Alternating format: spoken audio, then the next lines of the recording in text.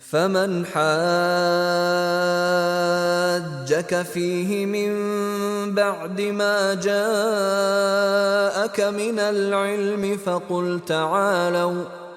فقل تعالوا ندع أبناءنا وأبناءكم ونساءنا ونساءكم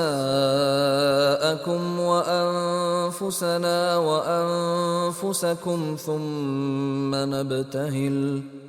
ثم نبتهل فنجعل لعنة الله على الكاذبين।